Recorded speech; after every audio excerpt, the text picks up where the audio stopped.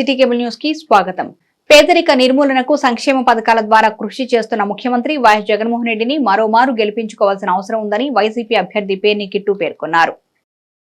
రాష్ట్రంలో పేదరిక నిర్మూలనకు సంక్షేమ పథకాల ద్వారా కృషి చేస్తున్న ముఖ్యమంత్రి వైఎస్ జగన్మోహన్ రెడ్డిని మరోమారు గెలిపించుకోవాల్సిన అవసరం ఉందని వైసీపీ అభ్యర్థి పేర్ని కిట్టు పేర్కొన్నారు.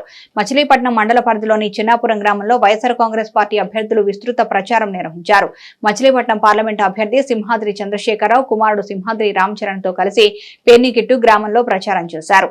ఇంటింటికి తిరుగుతూ గ్రామస్తులను ఓట్లు అభ్యర్థించారు. రాష్ట్రంలో పేదరిక నిర్మూలనకు సంక్షేమ పథకాల ద్వారా కృషి చేస్తున్న ముఖ్యమంత్రి వైఎస్ జగన్మోహన్ రెడ్డిని మరోమారు గెలిపించుకుందామంటూ విస్తృత ప్రచారం నిర్వహించారు.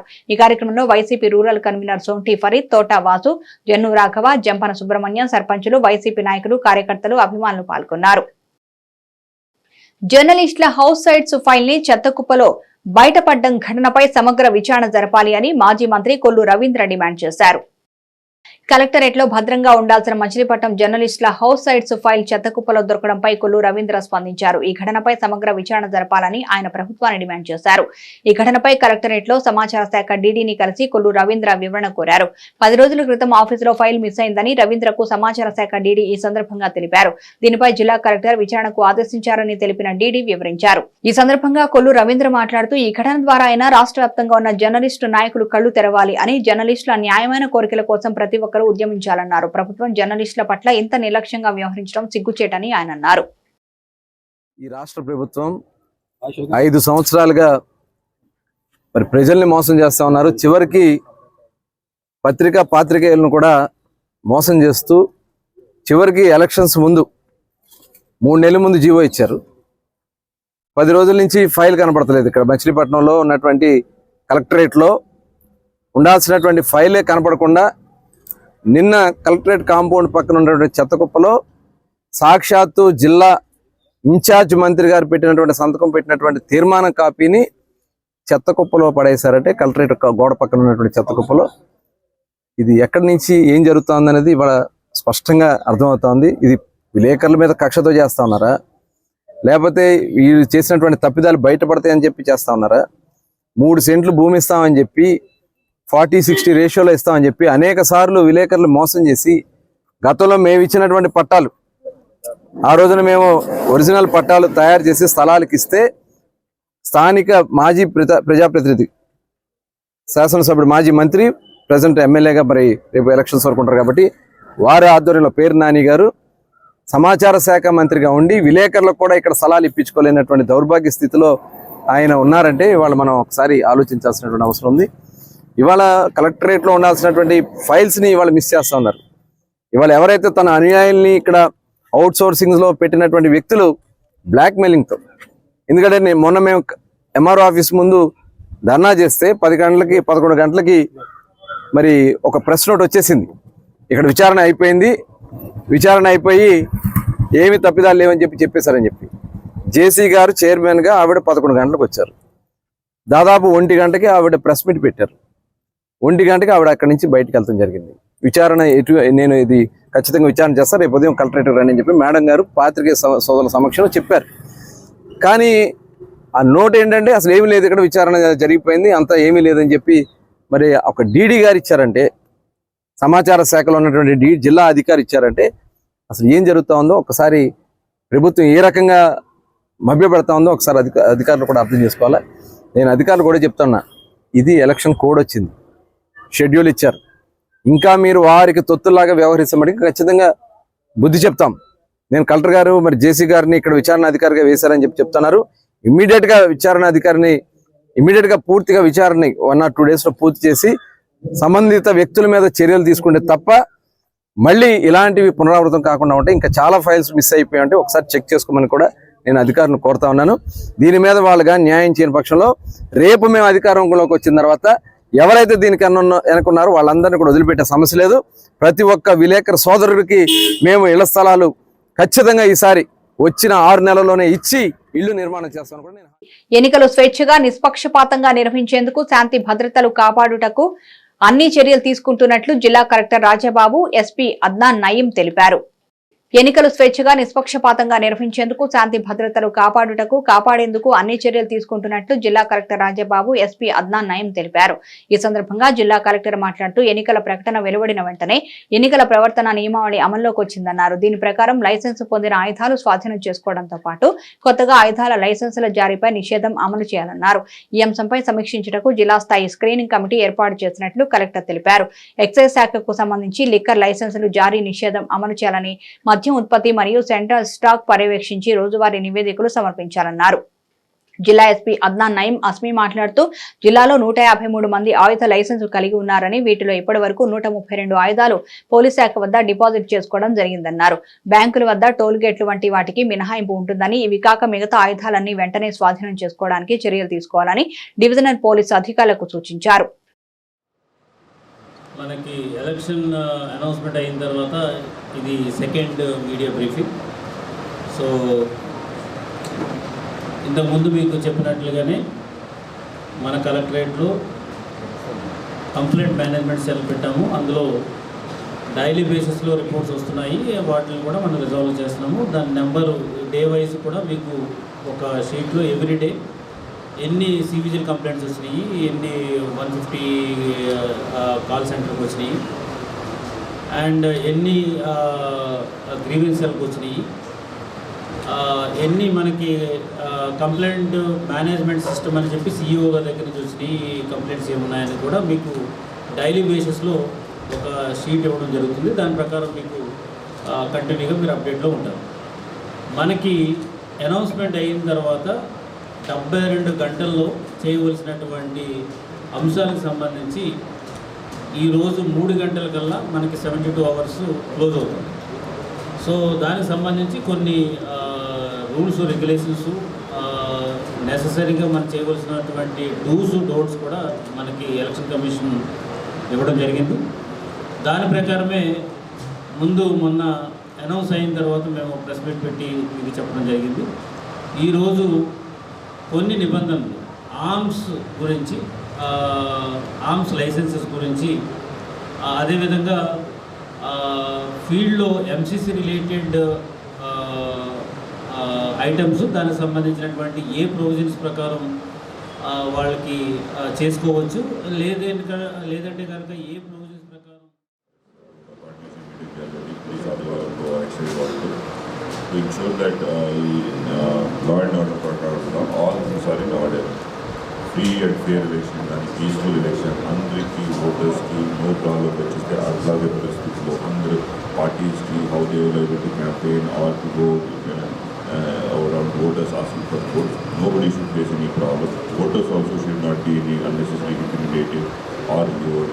దానికి సంబంధంగా what all precautions are there, what all sections of law are there, మన తరఫున వాళ్ళు ఆల్రెడీ మన జిల్లాలో సెక్షన్ 144 ప్రొక్లమేషన్లో ఉంది. సో అన్ని nobody can carry on with weapons, license కానీ అన్లైసెన్స్ కానీ అందరూ మన దగ్గర ఉన్నాయి. ఇప్పుడు all which unlicense anyways it is always arms act కింద కేసు వస్తుంది. లైసెన్స్ పేపర్ కూడా అందరూ ఇప్పుడు we have seal barring the weapon which are with the bank.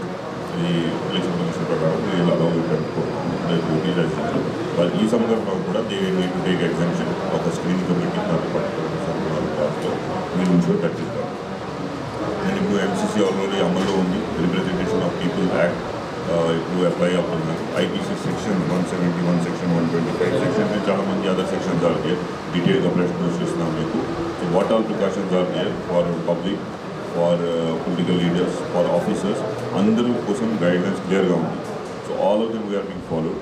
ఇప్పుడు ఎంటైర్ అడ్మినిస్ట్రేషన్ పెడన తెలుగుదేశం, జనసేన, బీజేపీల ఉమ్మడి అభ్యర్థి కాగిత కృష్ణప్రసాద్ బంటుమిల్లి గ్రామంలో ఎన్నికల ప్రచారాన్ని ప్రారంభించారు.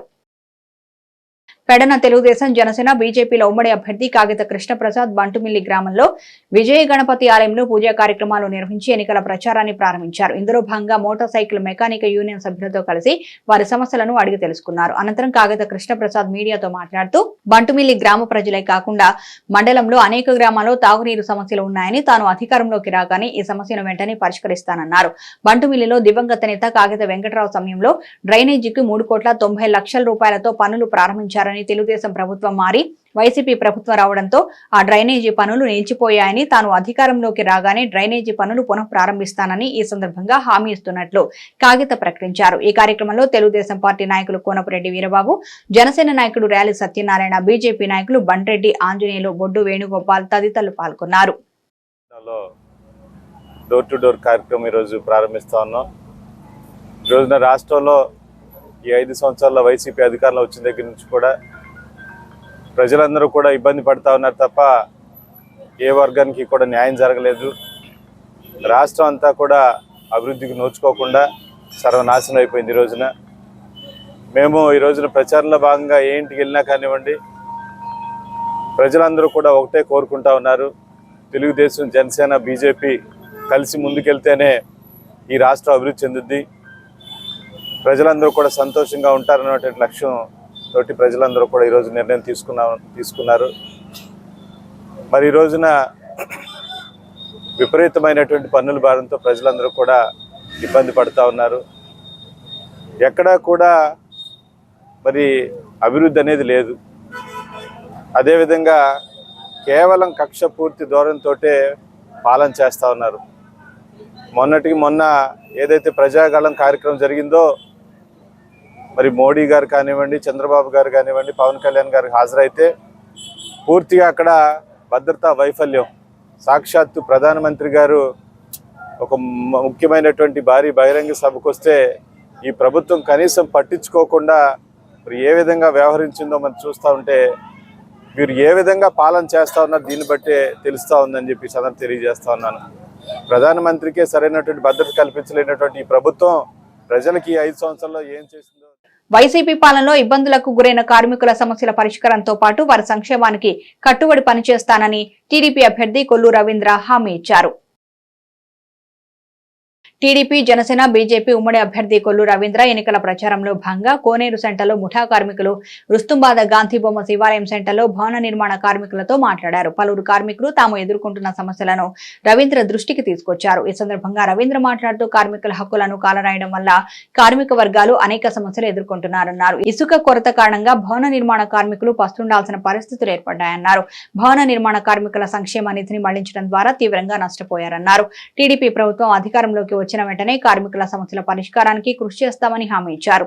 ఈ కార్యక్రమంలో మున్సిపల్ మాజీ చైర్మన్ మోటమర్రి బాబా ప్రసాద్, జనసేన నాయకులు బండి రామకృష్ణ, రొండి కృష్ణ యాదవ్, బీజేపీ నాయకుడు బొమ్మిడి గణేష్, కార్పొరేటర్ సమతా కీర్తి, మాజీ కౌన్సిలర్ నాలి మాధవ తదితరులు పాల్గొన్నారు. ఈరోజు బందర్ నియోజకవర్గంలో కార్మిక సోదరులందరూ కూడా ఉదయం నుంచి కలుసుకోవడం జరుగుతుంది.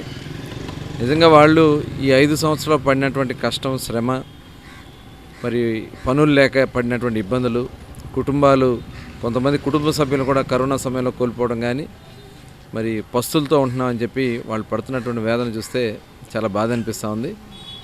ఇవాళ మరి ఈ ప్రభుత్వంలో కేవలం పథకాల పేరుతో కనీసం బయటకు వచ్చి చెప్పడానికి కూడా ఇబ్బంది పడే పరిస్థితి చేసి, ఇవాళ ఇసుక లేని కారణంగా బిల్డింగ్ వర్కర్లందరూ కూడా రోడ్డున పడిపోయారు. పనులు లేవు, వారానికి ఒకరోజు పని జరిగితే కష్టం అయిపోతుందని చెప్తున్నారు. ఒక పక్క చూస్తేనేమో నిత్యావసర వస్తువుల ధరలు పెరిగిపోయినాయి, ఒక పక్క చూస్తేనేమో వైద్యం సహాయం సరిగ్గా అందట్లేదు. గతంలో ఏదైనా ప్రమాదం జరిగితే చంద్రన్న బీమా వచ్చి ఆ కుటుంబానికి కొంత ఆదరణ అనేది ఆధారంగా ఉండేది. ఇవాళ చంద్రన్న బీమా లేకుండా చేశారు. అంటే పేరు మార్చుకోవచ్చు, ఏదో ఒకటి బీమా, ఇన్సూరెన్స్ అనేది వాళ్ళు కల్పిస్తే ఆ కుటుంబానికి ఒక ధైర్యం, భరోసా ఉంటుంది. ఇవాళ అవి లేకుండా చేశారని చెప్పి వాళ్ళందరూ కూడా చెప్పడం జరిగింది. అలాగే ఉదయం ముఠా కార్మికులు కూడా నిజంగా పనులు లేక, మరి ఎందుకంటే బయట వ్యాపారం నడుస్తూ ఉంటే ఆటోమేటిక్గా వాళ్ళకు కూడా ట్రాన్స్పోర్టేషన్ జరిగి పెద్ద ఎత్తున వచ్చే పరిస్థితి ఉండేది. ఇవాళ అది లేదు, లారీలు తిరగట్ల, ఒక పక్క ఆయిల్ రేట్లు పెరిగిపోయినాయి. ఇవన్నీ కూడా వాళ్ళు చెప్తున్నటువంటి పరిస్థితి చూస్తూ ఉంటే చాలా హృదయ విదారకంగా ఉంది. మరి వాళ్ళకి కావాల్సినటువంటి ఈ ప్రభుత్వంలో, ఎందుకంటే గతంలో ఇచ్చినటువంటి G+3 కూడా ఒక ఉద్దేశపూర్వకంగా మరి స్థానిక ఎమ్మెల్యే గారు పేరు నాని గారు కక్ష సాధింపుగా వాళ్ళకి అలాట్మెంట్ ఇచ్చి, వాళ్ళకి ఆ రోజు మున్సిపాలిటీలో డ్రా తీసి వాళ్ళు డబ్బులు కట్టుకున్నారు. 25,000, 30,000, ₹1,00,000 కూడా కట్టుకున్న వాళ్ళు ఉన్నారు. కట్టుకుంటే ఆ ఇళ్ళు ఇస్తా కూడా మనసు రాలేదంటే ఏం చెప్పాలి? 5 సంవత్సరాల తర్వాత ఇప్పుడు ఎలక్షన్స్ ముందు మీకు లేవు, మీకు కావాలంటే సెంటు పట్టా తీసుకోండి అని కొంతమందికి, పోనీ ఆ డబ్బులు అంటే ఆ డబ్బుల గురించి కూడా చెప్పనటువంటి పరిస్థితి. నేను వాళ్ళందరూ కూడా నేను ఒకటే హామీ ఇస్తా ఉన్నా, మీరు ఎవరు కూడా ఆధారపడద్దు. నిజమైనటువంటి మరి ఆ రోజున స్వచ్ఛంగా మరి వాళ్ళు ముందుకు వచ్చి ఇల్లు కట్టుకున్నారు. వాళ్ళు ఒక్కొక్కటి 15-20 లక్షల రూపాయలు ఖరీదు చేసి ఇల్లు ఇవ్వడానికి కూడా వీళ్ళకి మనసు రాలేదు. వాళ్ళందరికీ కూడా తప్పకుండా న్యాయం చేస్తారు. ఈరోజు మచిలీపట్నం చుట్టుపక్కల సెంటర్లో ఉన్నటువంటి ముఠా కార్మికులు, అలాగే గాంధీబొమ్మ సెంటర్లో భవన కార్మికులు, పెయింటర్స్ వాళ్ళ దగ్గరికి వెళ్ళినప్పుడు వాళ్ళు చెప్తున్న కష్టాలు, ఒకరోజు పని ఉంటే ఒకరోజు పని లేక పడుతున్న బాధల గురించి చెప్తున్నారు. నిజంగా పేదవాళ్ళు పడుతున్న బాధలు ఇంత అంత కాదు. కనీసం వాళ్ళు పొద్దునుంచి కష్టపడి సాయంత్రం ఏదో మందు అలవాటు ఉంటుంది, కాయ కష్టం చేస్తున్న వాళ్ళకి అది తాగుదామంటే కూడా తాగిన వాళ్ళే దగ్గర చాలామంది చనిపోయారు. కుటుంబం అంతా కూడా కష్టాల్లో ఉంది. ఏంటంటే ఆ మందు సొంత తయారీ వాళ్ళది, ఆ జగనన్న బ్రాండ్, ఆ బ్రాండ్లో తాగడం వల్ల దాంట్లో క్వాలిటీ లేకపోవడం వల్ల అనారోగ్యాలు పాలైపోయి చాలామంది చనిపోయారు. వాళ్ళ కరోనాలో కోల్పోయిన వాళ్ళు ఎన్నో ఫ్యామిలీలు ఇబ్బంది పడుతున్నారు. కనుక ఇవన్నీ కూడా గుర్తించాలి. ఇవాళ వైఎస్ఆర్ పార్టీకి సంబంధించిన వాళ్ళకి ఏదైనా పథకాలు కానీ ఇళ్ళు కానీ అన్నీ కూడా మిగతా వాళ్ళందరినీ ఇబ్బంది పెడతాం.